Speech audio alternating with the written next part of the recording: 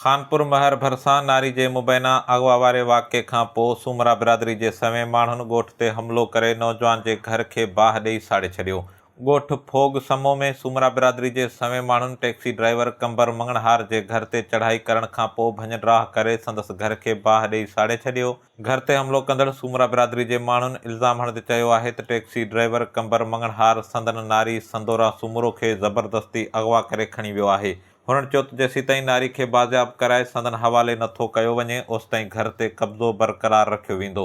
ॿिए पासे इलाइक़े में चौबोल आहिनि त नारी संदोरा सूमरो टैक्सी ड्राइवर कंबर मंगणहार सां गॾु कार में वेठल हुई त वारसनि खेसि ॾिसी वरितो, जंहिंखां पोइ टैक्सी ड्राइवर नारी खे कार में खणी मौक़े तां फ़रार थी वियो। इन हवाले सां हद जे पुलिस जो चवणु आहे त नारी जे मुबैना अगवा वारे वाक़े खां पोइ मुख़्तलिफ़ रस्तनि ते नाकाबंदी करे संदसि बाज़ियाबी लाइ कोशिशि कई पई वञे।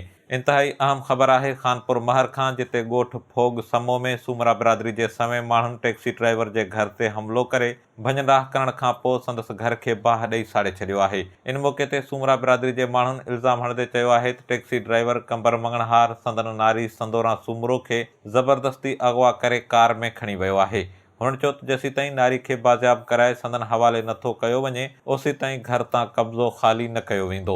इन हवाले सां इलाइक़े में चौबोल आहिनि त नारी संदोरा सूमरो टैक्सी ड्राइवर कंबर मंगणहार सां गॾु कार में वेठल हुई त माइटनि खेसि ॾिसी वरितो, जंहिंखां पोइ ड्राइवर खेसि कार में खणी मौक़े तां फ़रार थी वियो। इन हवाले सां पुलिस जो चवणु आहे त नारी जे मुबैना अगवा वारे वाक़े खां पोइ मुख़्तलिफ़ रस्तनि ते नाकाबंदी करे संदसि बाज़ियाबी लाइ कोशिशि कई पई वञे। अज़ीम सियाल, HSTV न्यूज़, खानपुर महर।